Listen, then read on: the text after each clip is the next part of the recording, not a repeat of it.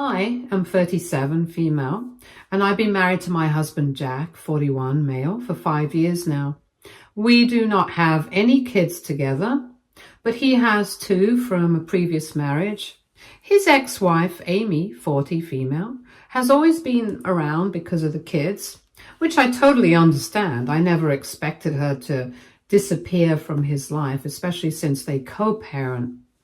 I respected that and tried to be understanding even when I felt a bit awkward or left out sometimes. But recently, something happened that made me see things very differently. Jack and I have a joint emergency fund. We built it together over the years, adding to it bit by bit. It was for things like unexpected medical bills, car repairs, or if one of us lost their job. Just real emergencies. I have always been proud of how much we managed to save. It made me feel secure, like no matter what happened, we had a cushion to fall back on. A few weeks ago, I noticed that a big chunk of the money, over $20,000, was gone from the account. At first, I panicked. I thought maybe there had been fraud or someone hacked the account. I asked Jack if he knew anything, and he just casually said, yeah, he took the money out. I asked what for, and he said it was for a family morale boost. I did not understand what that meant, so I asked for more details.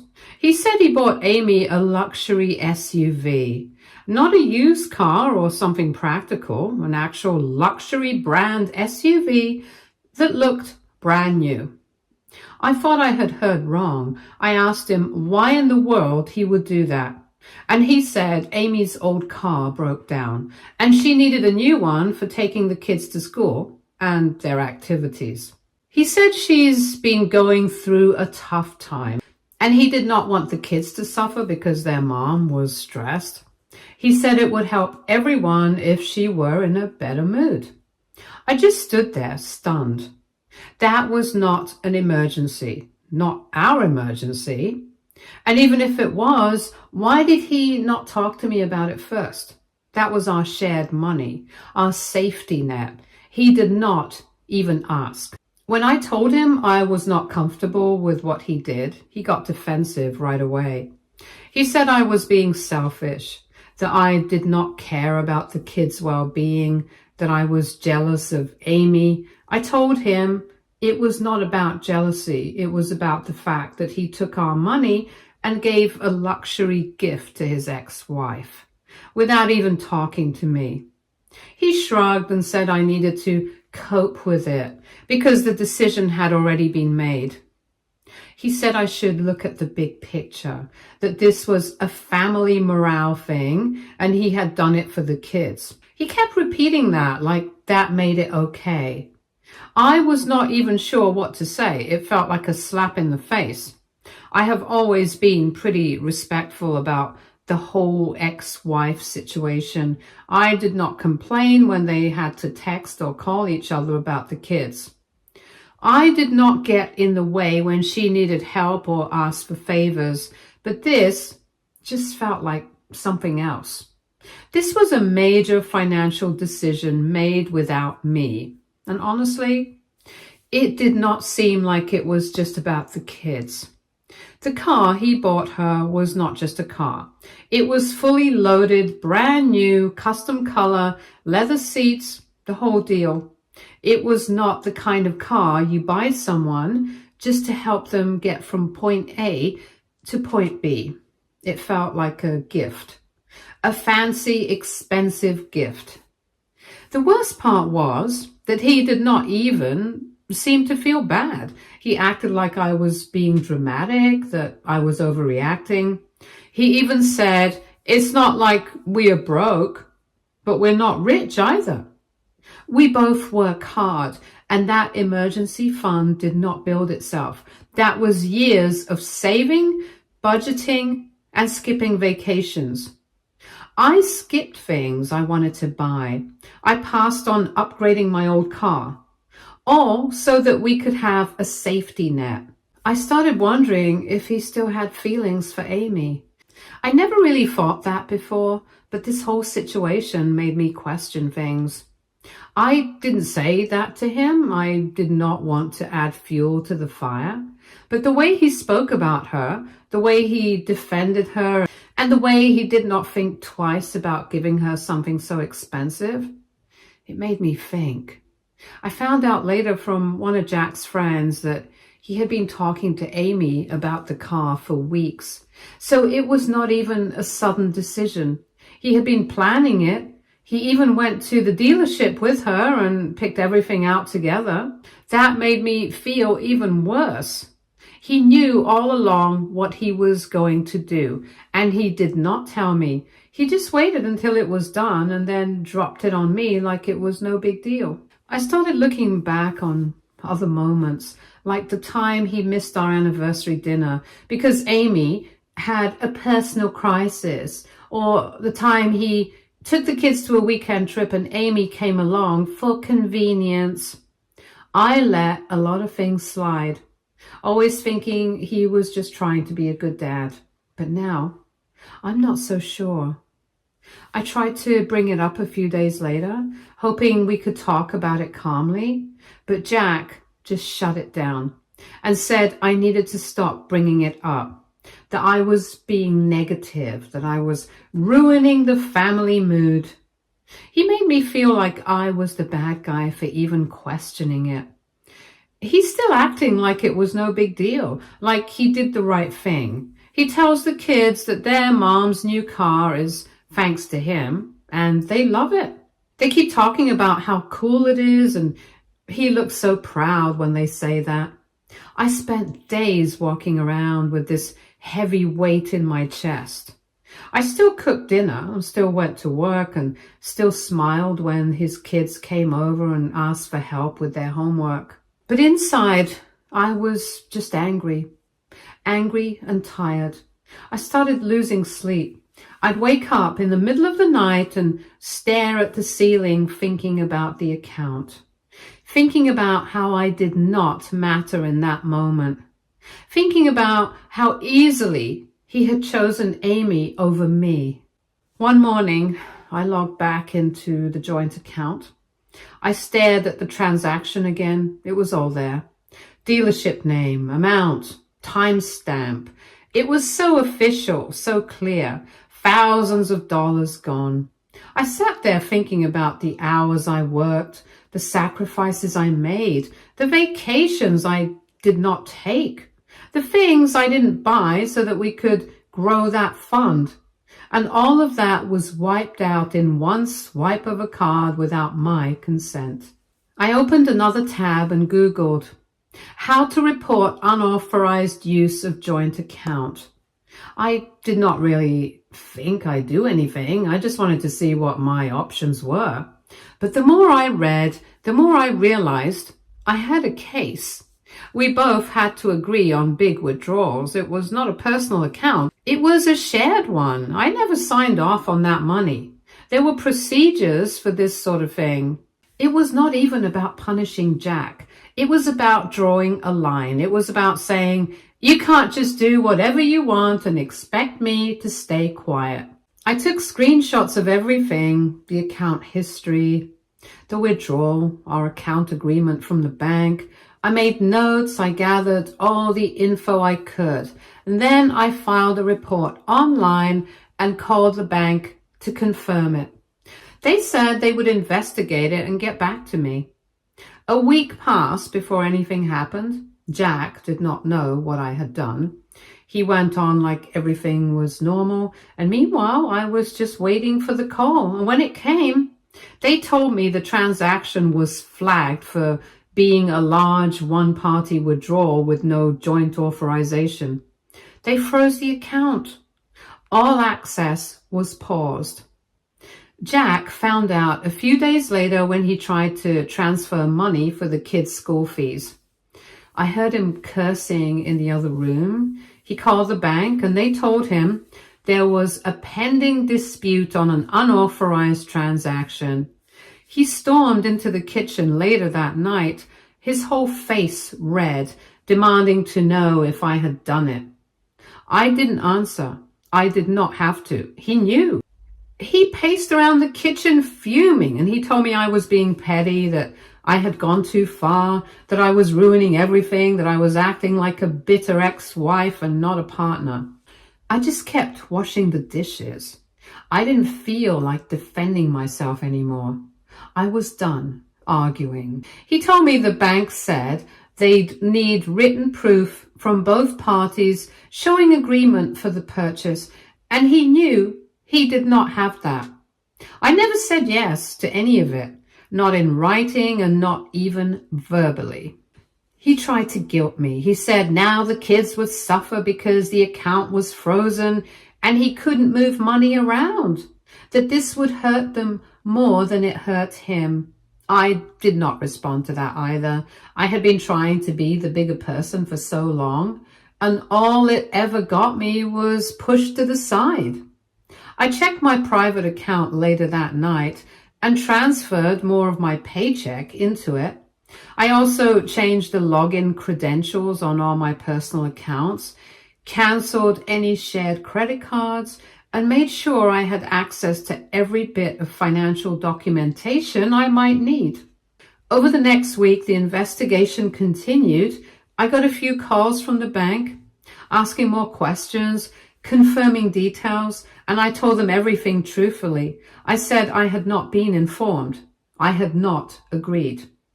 It was our joint emergency fund, and I did not consent to a luxury car purchase for his ex-wife.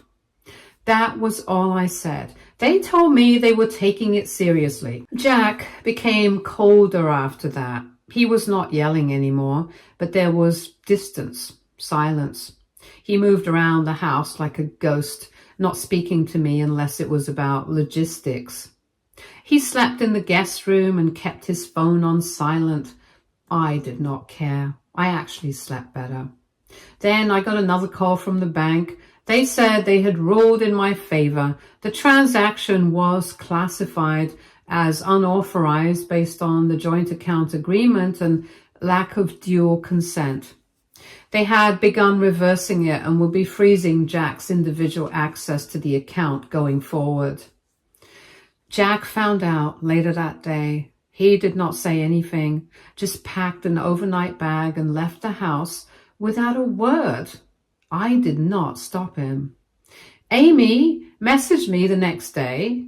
I don't know how she found out, but she sent me a long, condescending text about how I had embarrassed Jack and made things harder for everyone. She said I was being spiteful and that this was bad for the kids. I didn't even reply. I just blocked her. People always expect the new wife to bow her head and keep quiet, to be polite, to be patient, to be supportive. And I tried. For years, I really tried. But the second I put my foot down and said, this isn't okay, I became the villain, selfish, bitter, overreacting. I did not even get the money back for myself. It went right back into the account. But now I have full oversight. Now he can't just dip into it whenever he feels like it. Now there are consequences. Jack came back after a few days, acting like nothing happened. He tried to pretend it was all just a rough patch and that we'd get over it. But something changed. I think he realized I was not just going to let things slide anymore. I was not going to keep playing the role of the supportive background character in a story where he was the hero and Amy was the struggling damsel in need. He does not talk about the car anymore, does not talk about the kids either. He just exists in the same space, floating through the house like he's still trying to figure out what to say. But I do not think there's anything left to say. I started keeping a journal of every financial decision we made.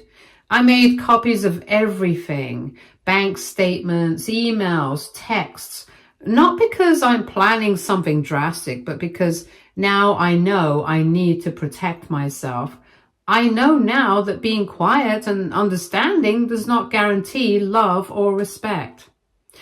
So now I'm wondering, aita for reporting my husband's withdrawal to the bank and freezing our joint account. Update 1. It's been a few weeks since the bank ruled in my favor and things haven't exactly calmed down. Jack has been walking around the house like I betrayed him in the worst way possible. He does not yell anymore, but he's cold, short, passive-aggressive. Sometimes he does not come home at all and then pretends nothing happened the next day. I guess I was expecting him to at least acknowledge that what he did was wrong, maybe even apologize. I don't know why I still had that kind of hope. Jack never really apologized for anything unless it was to keep the peace. But this time, he didn't even try. He just acted like I stabbed him in the back for daring to stop him from spending our money without my consent. The awkward silence turned into full-on avoidance. He stopped eating dinner with me. He moved most of his stuff into the guest room permanently. The few conversations we had were just about groceries or bills or the kids' schedules. I didn't push. I did not beg him to talk. I let the silence grow. One night after he got back later again, he finally decided to say something. He stood in the hallway while I was folding laundry and said he couldn't forgive me, that he felt deeply betrayed by my decision to report the transaction to the bank, that I turned on him like he was the enemy, that if I really loved him, I would have talked to him and not humiliated him like that. I didn't even look up from the laundry. I just said, "We are even then because I can't forgive you either." He didn't respond to that. He just stood there for a second and then walked away. And I meant it. I can't forgive him, not just for the money, but for how he made me feel. Small, invisible, like my opinion didn't matter, like I was just a roadblock in his little fantasy life, where Amy was still someone he needed to please. That hurt more than the money. After that conversation, things shifted even more. He started acting like a roommate, a cold, unpleasant one. He did his own laundry, cooked his own food, and kept to himself. I started doing the same, and we lived in the same house, but it felt like we were on different planets. Then Amy showed up at our door one afternoon. I was home early from work, and she knocked like she owned the place. When I opened the door, she looked surprised to see me. I didn't say anything. I just crossed my arms and waited. She said she was there to talk to Jack and asked if he was home. I told her no. She looked me up and down like she was trying to figure out how far she could push me, and then asked if I had a problem with the car. I told her I had a problem with my money being used without my permission. She rolled her eyes and muttered something about how everyone makes sacrifices for family and how I was being dramatic. I did not say anything back. I just shut the door. Later that night, I told Jack not to ever send Amy to my doorstep again. He did not even deny it. He just shrugged and said, "She wanted to talk to me," like that made it okay. I think that is when I realized we were not even pretending anymore. This marriage was over in everything but legal terms. We did not trust each other. We did not respect each other. We barely spoke. He kept acting like I destroyed something sacred. But the truth is, he destroyed it the moment he decided I did not deserve a voice. I started meeting with a financial advisor on the side. Quietly, I wanted to know what my options were, how to separate finances fully, what I'd be entitled to if I walked away. I did not tell Jack. I did not need him blowing up or twisting it into more betrayal. The advisor was kind and straightforward. He went over everything with me and said I was doing the right thing by protecting myself. We talked about separate accounts, paperwork, and potential mediation. I walked out of there feeling something I hadn't felt in a long time: clarity. Around the same time, Jack started guilt-tripping me again. He suddenly became more present. He started eating with me again, asking how my day was, acting like we were just going through a rough phase.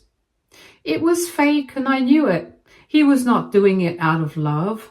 He was doing it because he was afraid I might really leave. He started saying things like, "Do not throw this away over one mistake," and "You're being spiteful over money that went to help family."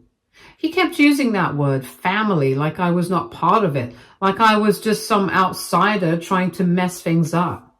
He told me I was cruel for freezing the account, that it caused him embarrassment when the dealership started calling him about delayed payments, and that I made him look weak in front of Amy. I did not care. I'm not his reputation manager. I'm not here to make him look good to his ex-wife. I am his wife, or at least I was. His behavior got weirder after that, like he was trying to keep one foot in both worlds. One day he'd be trying to charm me, and the next he'd be texting Amy and hiding his phone screen like a teenager. He started being more secretive, more defensive, but also more desperate to keep me from doing anything drastic. Too late for that, I guess. I do not know what Jack expected when he spent our money on Amy. I do not know if he thought I would just cry a little and then get over it. I don't know if he thought I'd be grateful he shared the decision with me after the fact. But what he got was someone who was done playing nice, done waiting for him to choose me, done pretending things were fine. I have started preparing for a life without him, quietly, carefully. I do not know when I'll tell him yet. Maybe after the papers are in place, or maybe I'm in my own place. I don't know. But I do know this. I'm not going to be the one begging to be seen. Not anymore. Update 2. A lot has happened since my last post, and honestly, it still feels a little surreal. I guess I knew deep down that leaving was inevitable. But even with all the signs, the planning, the meetings with the lawyer and financial advisor, I did not expect it to happen the way it did. It was not some huge blow up. It was not dramatic. It was just one last moment of casual cruelty from Jack, and something in me finally snapped. It was a Saturday morning. I had taken a day off work the day before and finalized the lease on a small 2-bedroom apartment. It's nothing fancy, but it's clean, quiet, and mine. I had already moved a few things over, secretly, clothes, important documents, and a few sentimental items. I was planning to tell Jack I was leaving sometime that weekend. I was not expecting the kind of understanding from him, but I thought I at least owed him a heads up. Then that morning, we were in the kitchen again, and he was annoyed because I had taken the car the night before, and apparently Amy had needed help picking something up for her daughter. I guess she still has him on speed dial for errands. He made some comment about how if I was going to keep treating his home like a hotel, I could at least coordinate my schedule better. His home, like I was just squatting there. I didn't say a word. I did not argue. I did not ask what he meant or try to defend myself. I just stared at him for a second, turned around, went into the bedroom, and sent a message to the movers I'd already scheduled for Monday morning. "Can we do today instead?" They replied yes. I said I'd pay extra. I told them to meet me in 2 hours. Then I packed. I moved around the house calmly, like I was just tidying up. Jack did not even notice. He was watching something on his phone and didn't look up. I packed whatever I hadn't already moved into my car and a couple of suitcases. I called a cab for the rest so I could take the car with me. I even cleaned the kitchen counter before I left. He did not notice I was gone until several hours later. I know because that is when the calls started. I did not pick up. I did not need to hear his fake confusion or sudden declarations of love. I did not want to hear him tell me I was being immature or cold or making a mistake. I just wanted to be gone. And I was. My new place is small, but it's peaceful. The first night I slept there, I woke up early, made coffee, and just sat in silence. No tension. No walking on eggshells, no cold shoulders or guilt trips, just quiet. I cried a little, not because I missed him, but because I felt free for the first time in years. Of course, once he realized I was not coming back, the tone of his messages changed. At first it was confusion. Where are you? Why are you doing this? Can we talk? Then it was anger. I can't believe you left like that. You are being dramatic. You're going to regret this. Then it was guilt tripping. You broke this family. You could have at least talked to me. I was trying to make things work. Now it's begging. He says he can't sleep, that he misses me, that he'll do whatever it takes to fix this. That he did not realize how much he needed me until I was gone. That he was stupid, that Amy means nothing, that the car was just a gesture, that he'll sell it, return it, cut her off completely. Too late. He wants me to come home, says we can start fresh, and that he'll be better, and that we'll go to therapy, and that we can figure things out together. But I do not want to go back to being someone who begs for space, for respect, for basic decency. I do not want to live in a house where I'm treated like an outsider, where I am made to feel like I don't belong. He still does not get it. It was not just the money. It was not just Amy. It was the way he always chose her comfort over mine, her approval over my partnership, the way he expected me to be quiet, to accept, to forgive without question, the way he gaslit me into thinking I was selfish when I dared to stand up for myself. I did not leave because of one thing. I left because of everything. And now that I'm out, I'm not going back.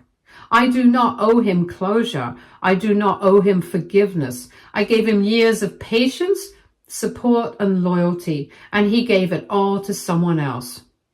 I'm taking care of myself now, quietly, calmly, with no drama, no scenes, no begging. And the silence on my end, that is the closure. Update 3. I was not planning to post again, but this felt like the last piece of the story. And I needed to get it out. After everything that has happened, I honestly thought the chaos was done. But then something unexpected happened. Amy showed up at my apartment. It was a regular evening and someone knocked on the door. I did not expect anyone, so I peeked through the peephole. I froze. It was Amy. She looked completely different, tired, worn out, like she'd been crying. And for a second, I considered not opening the door, but I was too curious.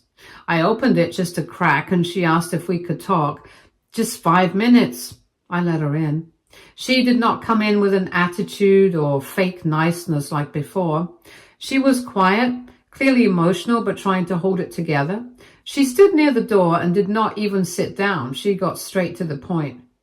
She told me Jack had lied to her too. Apparently, he told her I was fully aware of the car purchase. I had no problem with him spending from the joint emergency fund, that I was supportive of their co-parenting relationship, and even thought buying her the car was a nice gesture to keep things peaceful in the family. Basically, he made it sound like I was cool with all of it and that I only left because I couldn't handle stress. According to him, I was controlling and dramatic. Amy said she believed him at first, which explained why she acted the way she did, smug, dismissive, and confident that she had the moral high ground. She only started questioning things when she overheard Jack talking to his brother. He mentioned how I blew up when I found out about the car. Jack's brother, who apparently knew the full story, was not having it. He told Jack it was his fault and said I had every right to leave. That is when Amy realized something was not adding up. She came to me to get the truth. I did not go into detail, but I confirmed what she needed to hear. I never agreed to the car. I did not know about it, and I did not tell him to stay close to her. He made all those decisions on his own and justified it later with lies. Amy did not try to apologize for everything she said or did before. I think she knew it wouldn't matter at this point. She just stood there, quiet, looking more hurt than angry, and after a while she said she was done with Jack too. She left without another word, and since then, Jack has been trying to reach out, constant texts, missed calls, and even emails. He sent flowers to my workplace. He says he wants to talk and work things out. He says he did not mean to hurt anyone. I have blocked him on everything. I've spoken to a lawyer. I'm finalizing everything we had left financially. I have moved what I needed into my own account and taken steps to fully separate from him. I already moved out. Amy showing up was not something I expected, but it made everything a little clearer. Jack was not just inconsiderate, he was manipulative. He told us both different stories to keep control. He tried to be the good guy in the middle while messing with both our lives. I did not feel angry at Amy anymore, just tired. She was a part of the mess, but she was also lied to, just like me.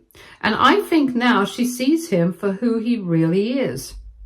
There's no fixing anything with Jack. There's no rebuilding trust after this. He made choices and tried to cover them up with lies. He thought he could juggle everything and come out looking noble, but it all collapsed. This is the last update. I do not want to talk about him anymore. I'm done explaining and justifying how I feel. I walked away, and I am staying away. He can tell whatever story he wants now.